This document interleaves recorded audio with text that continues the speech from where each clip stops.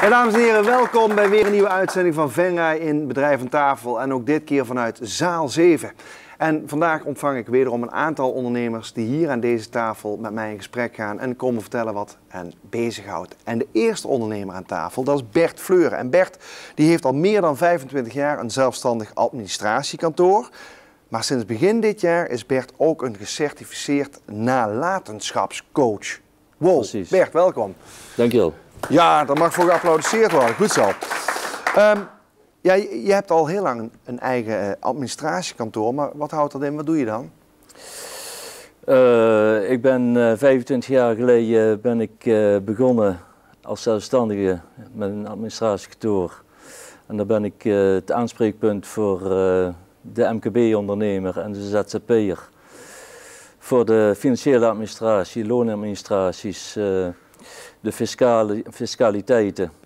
Zoals omzetbelasting, inkomstenbelasting en vennootschapsbelasting. Dat is heel veel met papier en cijfertjes, denk ik. Precies, precies. Is dat nog steeds zo? Nou, meer met cijfers dan met papier. Ja, dat papier is er een klein beetje aan het uitgaan. Ja, ja. En welke ontwikkelingen heb jij eigenlijk gezien die afgelopen 25 jaar? Wat is er bijvoorbeeld heel erg veranderd van toen je begon tot nu?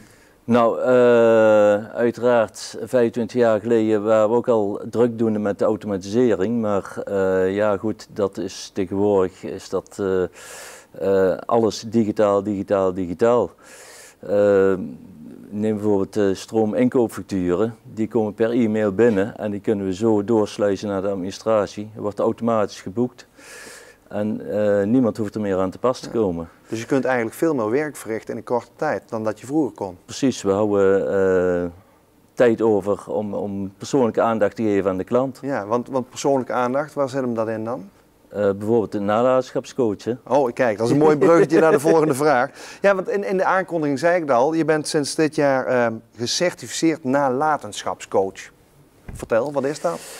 Een nalatenschapscoach is iemand die vanuit zijn expertise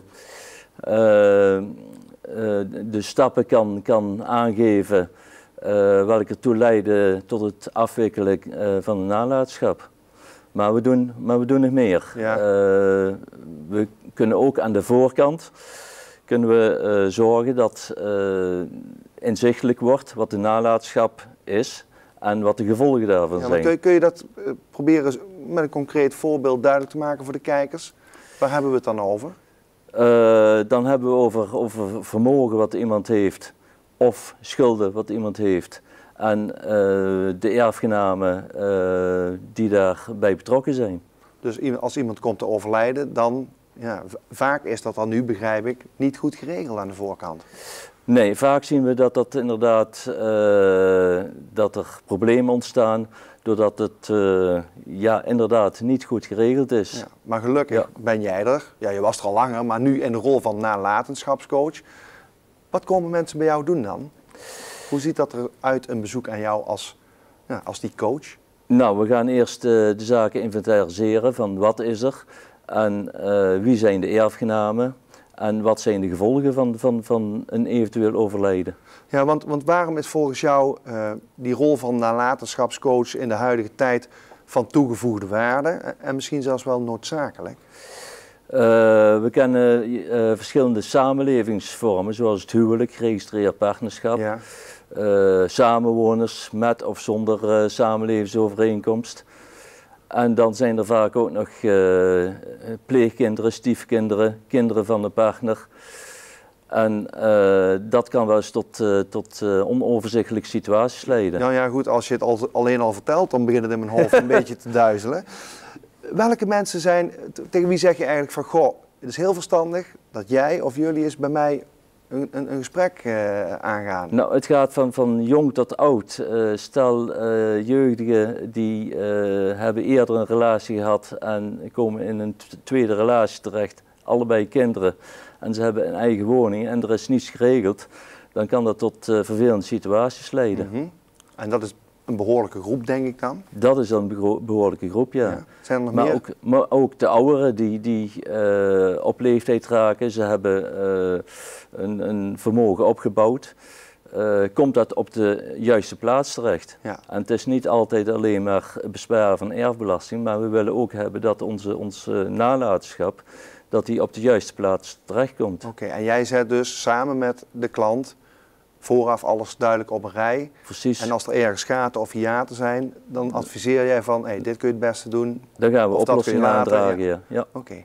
En een stukje coach, waar zit hem dat dan in?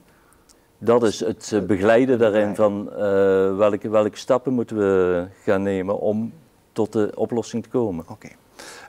Wettelijk is er onlangs ook nog het een en ander veranderd op het gebied van erfrecht en gemeenschap van goederen, heb ik me laten vertellen. Kun je de kijkers uitleggen wat daar dan in veranderd is en ook welke rol jij hierin kunt spelen? Klopt. De Eerste Kamer heeft in maart heeft die een wetsvoorstel, hebben ze met ingestemd, wat ons aloude regime van gemeenschap van goederen drastisch wijzigt. Het is niet meer zo dat alle bezittingen en schulden die we hebben in de huwelijkse gemeenschap terechtkomen.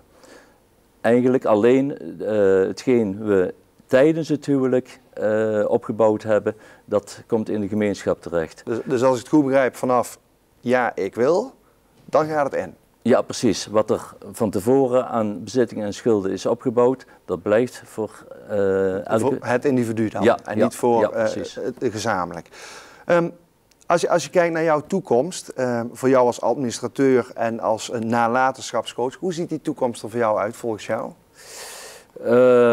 Ja, doordat we inderdaad tijd over hebben, omdat we niet meer zoveel met die administraties bezig hoeven te zijn, slaat mijn rol als nalatenschapscoach daar naadloos bij aan. En het is niet voor niks dat ik de slogan bij mijn logo heb gezet, Your financial coach for life. Kijk aan. En eind hoort er nog bij van, maar ook daarna. Maar ook daarna, aha. Dus ja, je hebt eigenlijk dus veel meer tijd voor je klanten. Ja, precies. We kunnen meer aandacht besteden aan de persoonlijke situatie van de klant. Ja, jouw bedrijf bestaat 25 jaar. Hoe zal het er dan uitzien als je 30-jarig jubileum gaat vieren? Ik hoop over 5 jaar heel veel mensen met een gerust hart geholpen te kunnen hebben met hun nalatenschap. Ja, laten we ervan uitgaan dat het helemaal gelukt is. En wellicht dat we jou dan weer hier aan tafel terugzien om te luisteren of dat gelukt is. Precies, Bert, dankjewel. Goed zo. Oké, merci. Heel bedankt.